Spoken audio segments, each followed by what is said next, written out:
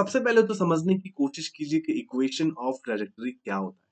तो सपोज करते हैं कि हमने एक बॉल को प्रोजेक्ट किया at an angle theta from horizontal, right, and with the initial speed of u metre पर सेकंड। अगर मैं इसको हॉरिजॉन्टल डायरेक्शन को x एक्सिस मानूं और वर्टिकल डायरेक्शन को y एक्सिस मानूं, तो देखिए इस बॉल का जो मोशन होगा, जो उसका पाथ होगा, वो कुछ इस टाइप का कर्व पाथ होगा।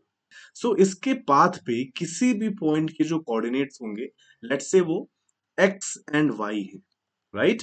ये डिस्टेंस आपका x है एंड ये वाला डिस्टेंस जो होगा आपका वो होगा y। सो ये x और y का जो रिलेशन होता है, जो किसी भी पॉइंट के लिए वैलिड होगा अलोंग दिस पाथ, वही रिलेशन कहलाता है इक्वेशन ऑफ ट्रैजेक्टरी। ठीक है, ये हमारा आएगा in terms of theta, u and g।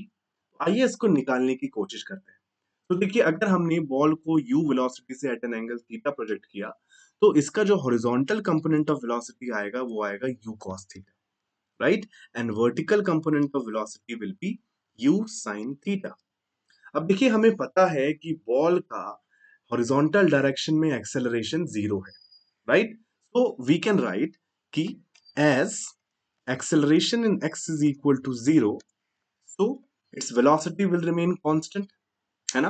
तो आप किसी भी इंस्टेंट पे, यहां पे मैं पहले लिख देता हूं, so its velocity in x is equal to constant। और ये कितनी होगी ये वेलोसिटी?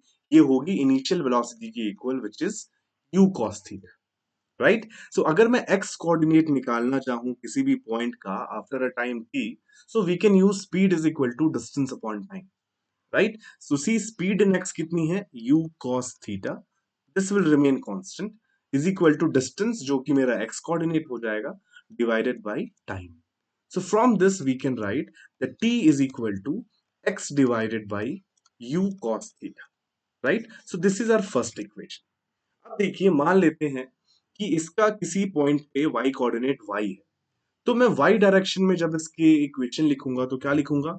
मैं यूज करूंगा sy is equal to uy t plus half ay t square, right. यहाँ पे sy की जगह मैं y लिख दूंगा क्योंकि मेरा y डिस्प्लेसमेंट y है, y कोऑर्डिनेट के बराबर।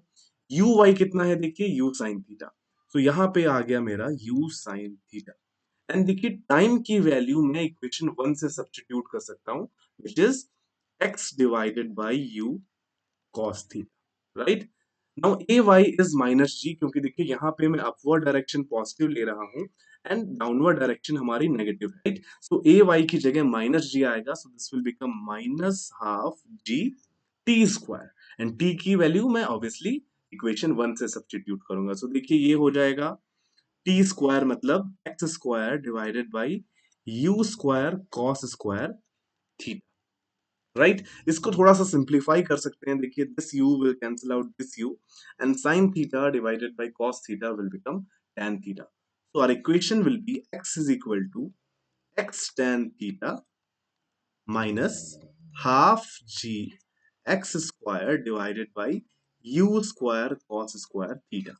तो देखिए, for a given angle of projection आपका u square cos square theta constant है, राइट, tan थीटा कांस्टेंट है। So this is a quadratic equation in x, right. And अगर हमारे पास क्वाड्रेटिक इक्वेशन आती है, y एंड x के बीच का relation quadratic होता है, तो इक्वेशन एक पैराबोला होता है, राइट। ये पैराबोलिक इक्वेशन का यहाँ पे दिख रहा है आपको सामने, राइट। तो इससे ये भी प्रूव हो जाता है कि आपका पाथ जो होगा वो एक पैराबोलिक पाथ होगा। तो आई होप आपको ये सारी चीजें समझ आई। चलिए, मुझे आप सभी से बात करके बहुत अच्छा लगा। मेरा ये चैनल सब्सक्राइब करें और मेरे हर अपडेट आपको मिले, इसके लिए बेल आइकन जरूर दबाइएगा। आप सभी को मेरी ढेर सारी शुभकामनाएं। पाठशाला से आज आधे घंटे पहले छूटे, कारनामा होगा जम के, घुटने टूटे या फूटे। आज खाना है लीची, खेतों से तोड़ेंगे भुट्टे। आज जाना घर नहीं जल्दी, माँ गुस्सा हो या रूठे। इन्हीं सोच में हो के मगन चलता रहा अपने रास्ते पे। उड़ चला था मैं नील गगन, भले पीठ पे भारी बस्ते थे।